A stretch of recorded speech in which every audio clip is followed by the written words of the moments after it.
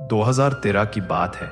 आखिरी युद्ध के बाद अपराधों की दर 800% से भी ज्यादा बढ़ चुकी है और इससे जेल सिस्टम पूरी तरह दब गया है। समाधान के तौर पर सरकार ने एक नया कार्यक्रम लाया, बॉक्स रिहैबिलिटेशन प्रोग्राम, जो पहले अमानवीय माना जाता।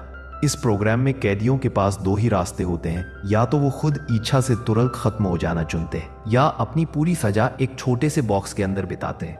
खाना पानी उन नागरिकों की मर्जी पर निर्भर होता है जिनके साथ उन्होंने गलती की थी। अगर कोई भागने की कोशिश करता है तो उसे तुरंत मार दिया जाता है। ऐसे ही एक बॉक्स के अंदर एक फ्रांसीसी औरत जख्मी हालत में जूझ रही है।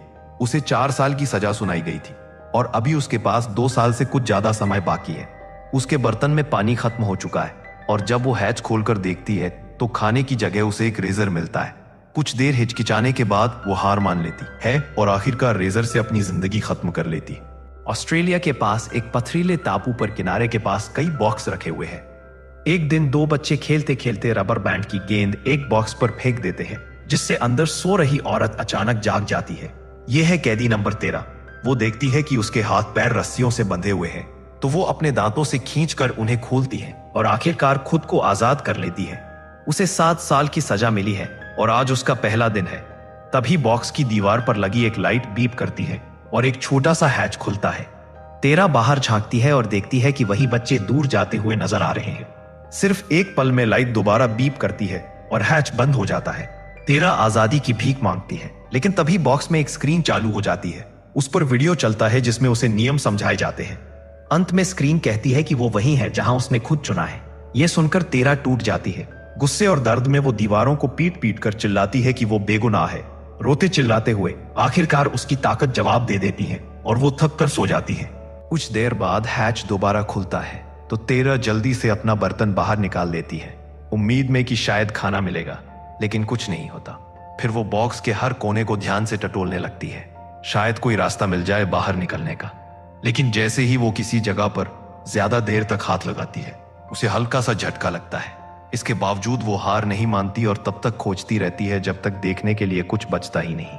घंटे बीतने के साथ साथ अकेलापन उसे खा जाने लगता है। खुद को व्यस्त रखने के लिए वो अपने नाखूनों से दीवारों पर खरोंचे बनाने लगती है। इसी बीच एक दूसरे बॉक्स में एक और कैदी आंखें खोलती है।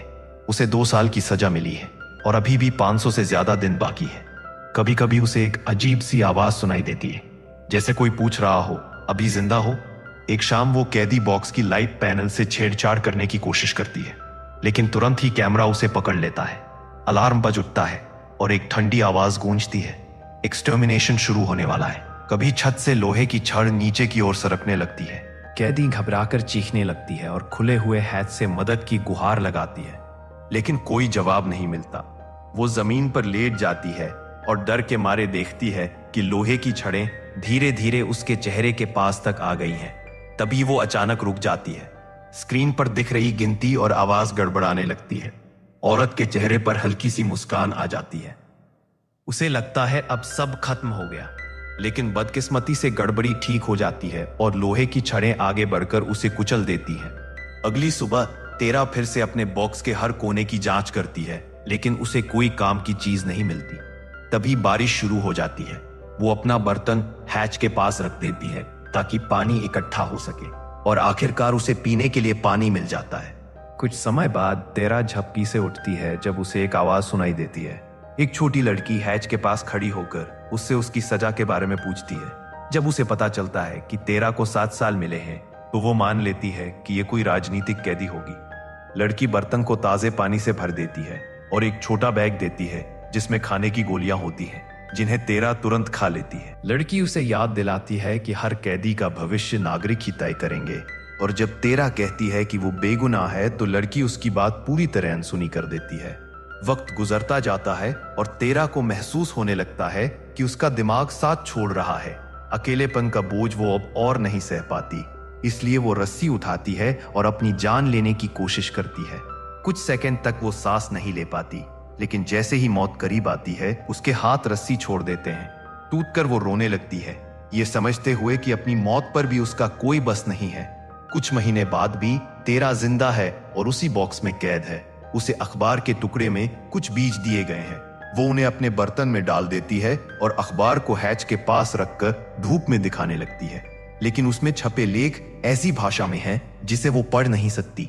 ये देखकर तेरा रो पड़ती है। उसे लगता है जैसे ये भी एक तरह की यातना है। कुछ देर बाद वो अपना हाथ हैच से बाहर निकालती है और इधर उधर टटोलते हुए उसे वो रबर बैंड की गेंद मिल जाती है। अब कम से कम उसके पास वक्त काटने के लिए कुछ है। दिन गुजरते रहते हैं और उसकी जिंदगी वही बोरिंग रूटीन में फंसी रहती है। तेरा अब अपना वक्त सोकर, गेंद से खेलकर और कभी कभी हैच खुलने पर बाहर की झलक देखकर काटती है ताकि थोड़ी धूप मिल सके। लेकिन धीरे धीरे उसके शरीर पर जख्म उभरने लगते हैं और हर दिन वो और बिगड़ते जाते हैं। इसी बीच एक और बॉक्स में एक आदमी अपनी 5 साल की सजा काट रहा है। 1000 दिन गुजर चुके हैं और अब वो बस एक खोखला सा इंसान रह गया है जो बार बार वही लाइन दोहराता है, मैं वही हूं जहां मैंने रहना चुना है। एक दोपहर एक ड्रोन तेरा के बॉक्स को उठाकर जंगल में ले जाता है जहां पहले से ही दर्जनों कैदी कैद है। उसी दौरान वो लड़की वापस आती है और पूछती है कि तेरा आखिर कर क्या रही है। तेरा जवाब देती है, रिहैबिलिटेशन।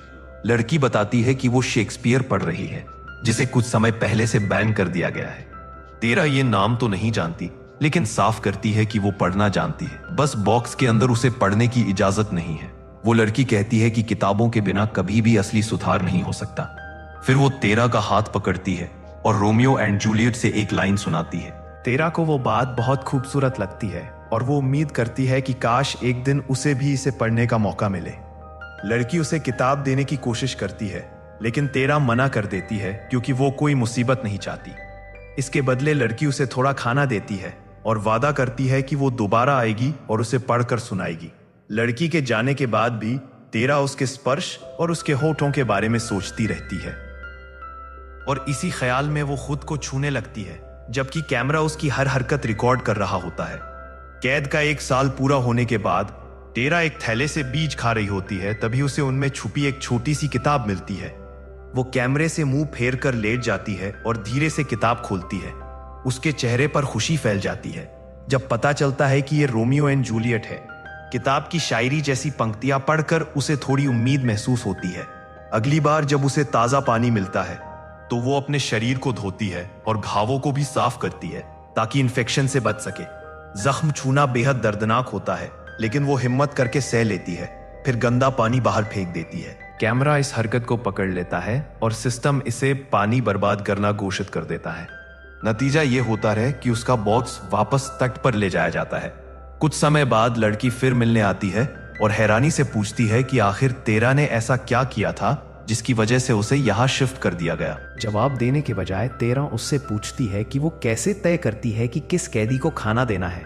लड़की बताती है कि वो बस इधर उधर घूमती है और जितने कैदियों से हो सके उनसे बात करती है, लेकिन आज मौसम बिगड़ रहा है और तूफान आने वाला है, इसलिए उसे जल्दी जाना पड़ेगा। तेरा उसकी उम्र पूछती है और पता चलता है कि वो सिर्फ 16 साल की है। ये सुनकर तेरा मानती है कि वो उसे अपनी मरी हुई बहन की याद दिलाती है। हफ्ते गुजरते जाते हैं और तेरा अपनी छोटी सी किताब की वजह से ही मानसिक रूप से जिंदा रह पाती है। वो उसे बॉक्स की दरार में छुपा कर रखती है और जब भी पढ़ने का मन करता है कैमरे से मुंह फेरकर सावधानी से बाहर निकालती है। कभी कभी तो वो इतनी बेचैन हो जाती है कि धूप न मिलने पर चांदनी की हल्की रोशनी में ही पन्ने पढ़ लेती है। एक दिन ड्रोन उसका बॉक्स उठाकर फिर से ले जाता है। तेरा हैरानी से देखती है कि ये समुद्र के ऊपर से उड़ रहा है। बॉक्स जमीन पर उतरते ही हैच पर एक इंसान आता है जो सेब खा रहा होता है, सिर्फ उसे चिढ़ाने के लिए। तेरा रोते हुए कम से कम एक निवाला मांगती है और दया के लिए भीख मांगती है, लेकिन आदमी ठंडे स्वर में कहता है कि वह इन बॉक्सों के किसी भी जानवर पर दया नहीं करेगा। अगर बात उसकी मर्जी पर छोड़ो तो हर कैदी को बिना किसी रिहैबिलिटेशन के मार दिया जाएगा। थोड़ी बहस के बाद वह एक सौदा करने को तैयार हो जाता है। तेरा को एक सेब देगा अगर वो उसके साथ गंदी हरकत करने देगी। भूख से हताश तेरा मजबूरन मान जाती है और हैच के पास झुक जाती है। आदमी उसका शोषण करता है। एक घिनौना पल जिसमें तेरा को कोई चॉइस नहीं बचती। इसी दौरान चारों ओर गश्त करता हुआ एक ड्रोन उन्हें पकड़ लेता है और गोलीबारी शुरू कर देता है।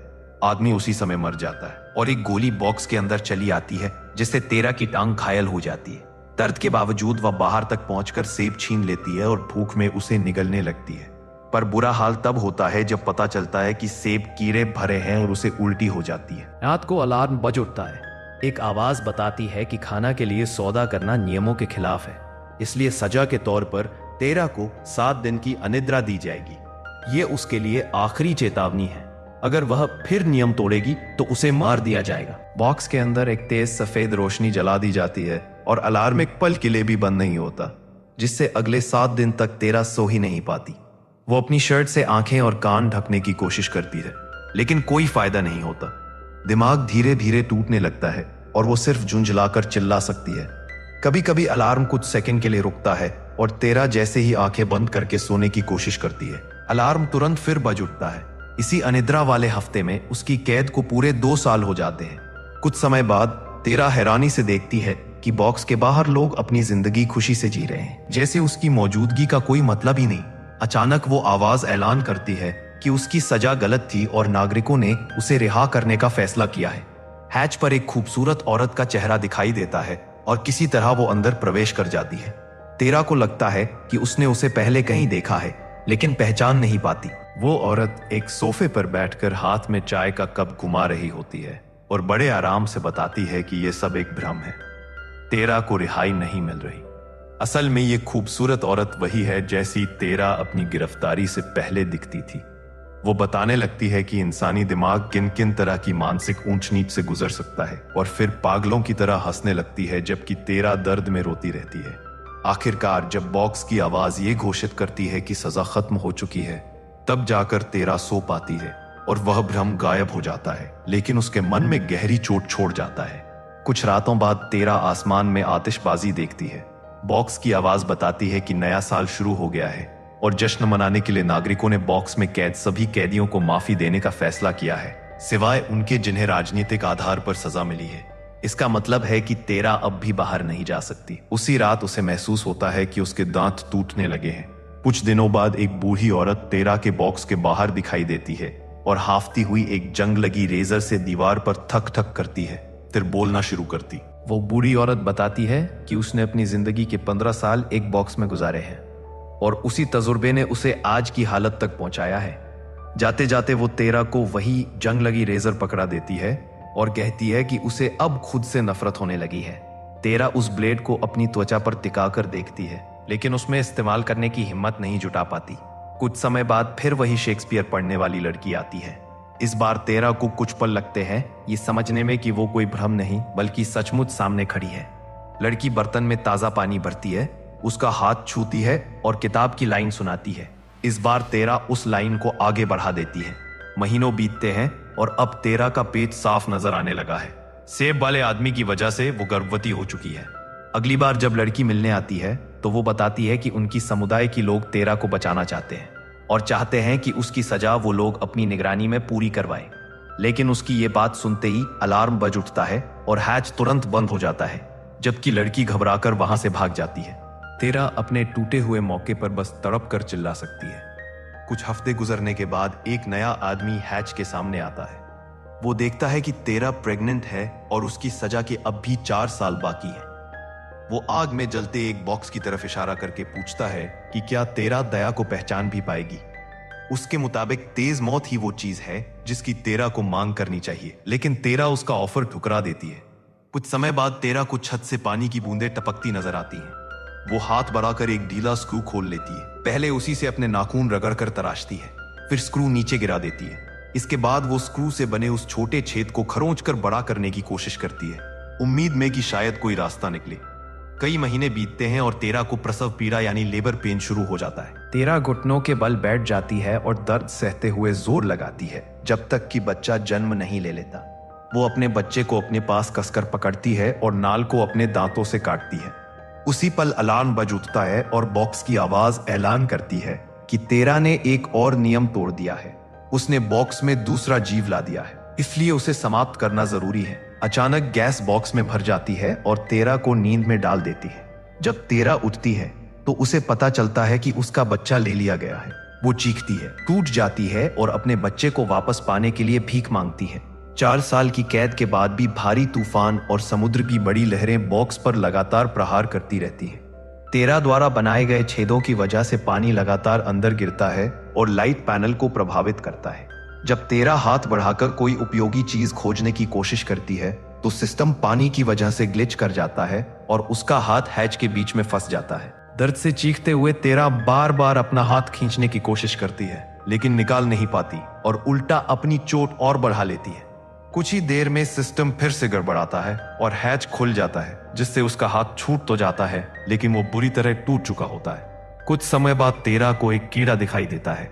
वो नंगे पैर उसे रौंद देती है, फिर उसे उठाकर खा जाती है। खाते वक्त उल्टी आने जैसी हालत हो जाती है। पानी अब भी अंदर घुस रहा है तो वो अपने बर्तन में जितना हो सके उतना पानी इकट्ठा करती है, लेकिन बॉक्स धीरे धीरे डूबने लगता है। पानी से घिर जाने के बावजूद वो अपना छोटा सा किताबचा पढ़ने की कोशिश जारी रखती है। आखिर पानी इतना भर जाता है कि तेरा को खड़े रहना भी मुश्किल होने लगता है। सिस्टम इसे नियमों का उल्लंघन मानकर घोषणा करता है कि अब उसकी समाप्ति तय है। जैसे तैसे तैरते रहने की जद्दोजहद के बीच एक ड्रोन आता है बॉक्स को उठाने के लिए, लेकिन उड़ान भरते ही ड्रोन पर बिजली गिर जाती है और वो जमीन पर दुर्घटनाग्रस्त हो जाता है। बॉक्स भी नीचे आ गिरता है और कुछ ही देर में समंदर की लहरें उसे बहा ले जाती हैं। सुबह होते ही 3 नौजवान तट के किनारे खेलते दिखाई देते हैं। वे देखते हैं कि बॉक्स किनारे पर बहकर आता है और उसके पीछे तेरा खुद भी आती है, लेकिन वे उसे अनदेखा कर घर लौट जाते हैं। अगर आपको ऐसे और वीडियो देखना है तो सब्सक्राइब करें और नोटिफिकेशन ऑन करना ना भूलें। देखने के लिए धन्यवाद।